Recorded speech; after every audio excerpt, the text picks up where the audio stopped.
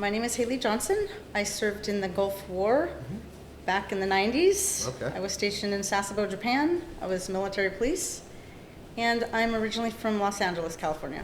Outstanding. So, you said in the 90s. When did you actually just join the service, and what made you decide to join the service? Well, let's see, back in a long time ago, it seems like 1993. I graduated in 92, so 93. And I'm sorry, what was your next question? Yeah, what made you decide to join the service? Oh, well, I actually have lived on my own since I was 14. Wow. But I took a cooking class, actually a cooking program in high school, and that was the only thing that kept me in high school.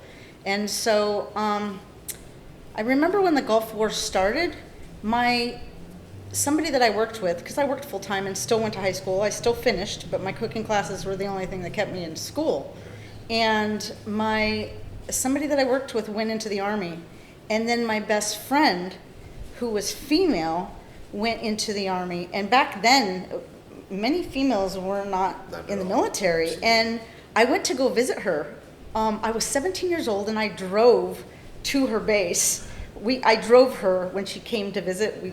I drove her back, and I had to drive home by myself. And I was fascinated with the base and that lifestyle, because I lived on my own, and I just thought, this is so cool. And I decided to join, but I tried to go Air Force. I didn't want to cut my hair. I didn't want to cut my hair. And I knew the food was better. Yes. But it is true. But I didn't want to wait 6 months. So my mom actually flew to Colorado to cut my hair because my mom owned a hair salon. Okay. So she flew to Colorado just so they wouldn't butcher my hair. And that's where I joined. I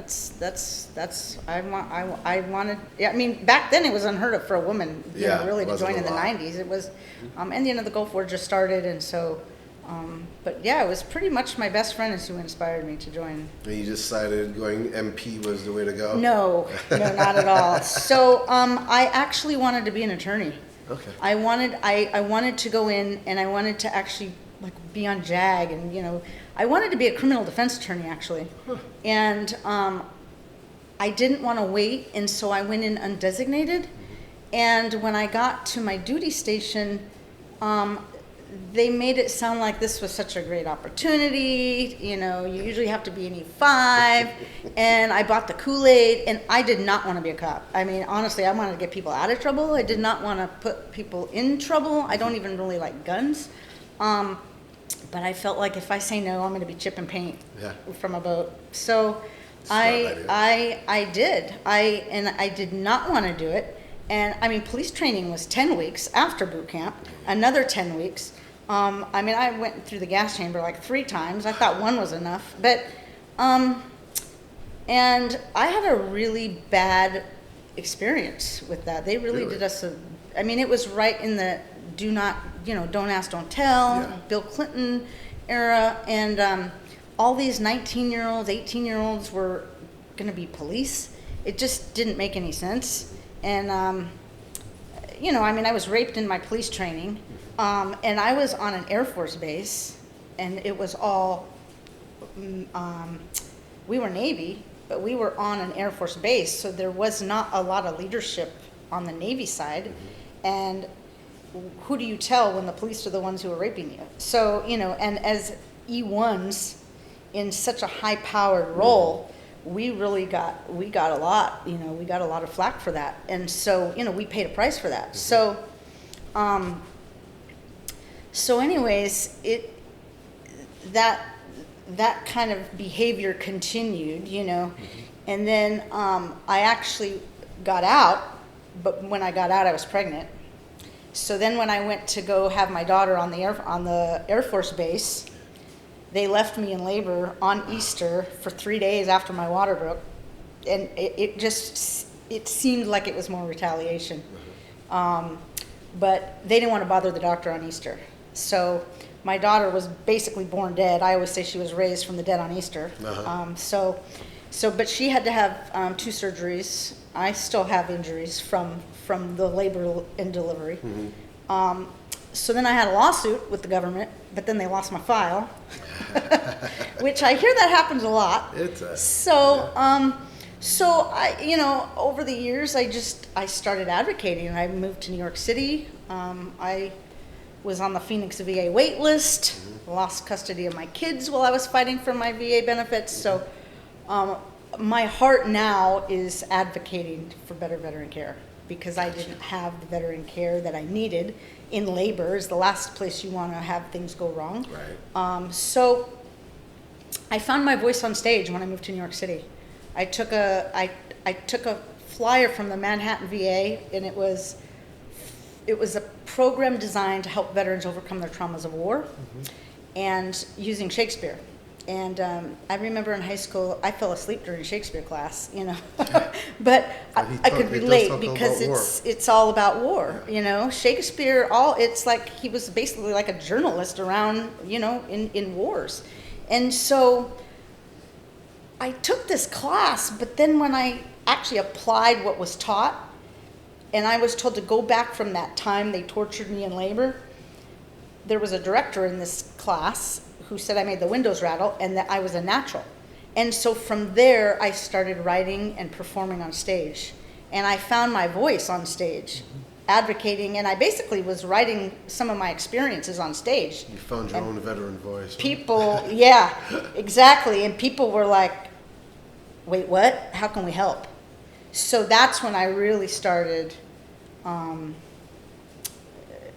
getting more involved. And because I lost custody of my kids when I was on the Phoenix VA wait list, and I was fighting for my VA benefits at the same time, when I moved to New York for a PTSD program, I had to sell everything I owned, moved to New York City, took part in this PTSD program at NYU.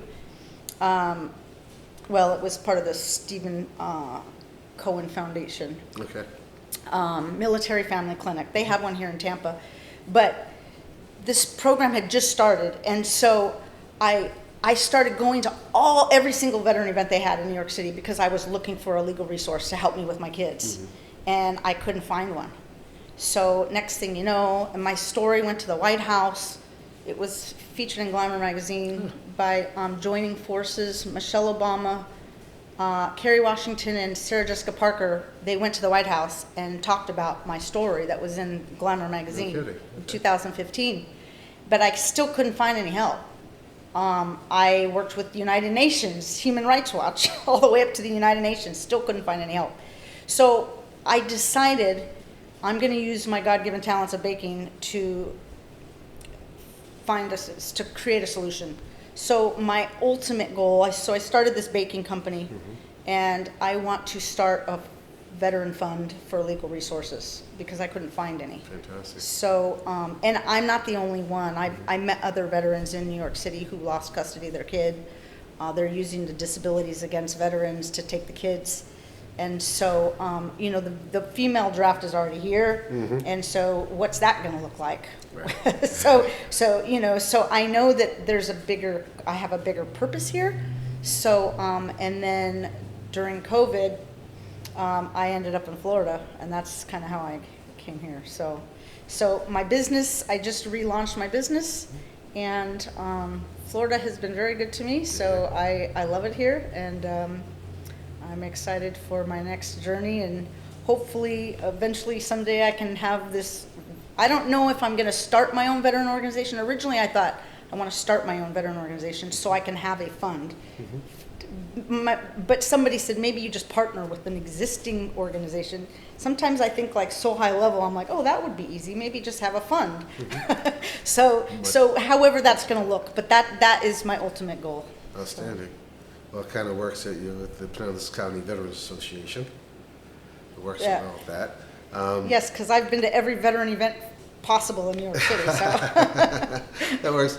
So where is your business located? Where's your headquarters, so to speak? I know you work from your home, but where are you actually located? Sure. So my headquarters is, I have a small space right above the Bayou Cafe in downtown Tarpon Springs. Oh, okay. Tarpon Springs. Yeah. Outstanding. Yeah, and I live in Tarpon Springs Do you also, actually have business hours, or it's just? Well, That's just my headquarters. Right. So, like I just did an event on Broadway Uh-huh. back in New York City. I found a filmmaker who is interested in doing my documentary on the baking soldier That's and the awesome. journey.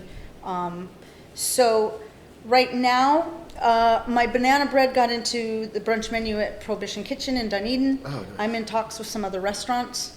So I believe that that's the direction I'm going in, is more getting my products into other establishments.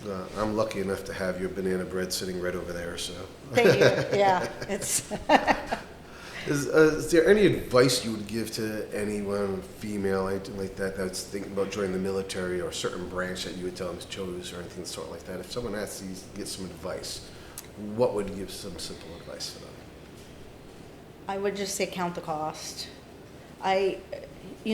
Somebody just recently brought this up because we just had Memorial Day. Right. And even though Memorial Day is to honor the fallen, somebody had brought up the fact that people don't think about people's sacrifices. We just True. assume it's just the fallen, right? Absolutely. Or, amputees and things like that, but people, like, I paid the price. I lost my kids, so I would have never thought to count that cost, and Exactly. we don't think about those things that people, because of their, whatever happened to them, I like to say, what happened to you, not what's wrong with you.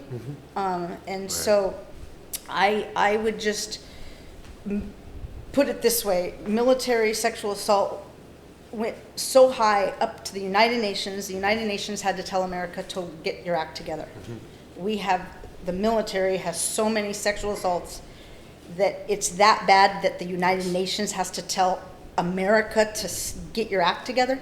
That's how bad it is. So I think as a mother, or somebody, who knows a female that's going, even a male for that matter, because it's on both sides. And it's not just the military doing it to the military, it's the country's doing it to America too. When it comes to the assaults, they're using sexual assault now as a weapon. So that's just something to consider, and you have to at least don't go into it blind like this isn't going to happen to me. Just do it just for the travel around the world and the school benefits. Right. Yeah. Yeah. Gotcha. Because it's not. We've had too many years of peace. It's not always going to be that way. Very true. Very true. So. All right. Well, Hayley, I greatly appreciate your service. Thank you for what you're doing in the community, and to everyone else. You are truly one of the hometown heroes we're talking about. Thank you. Thank you very much. Thanks.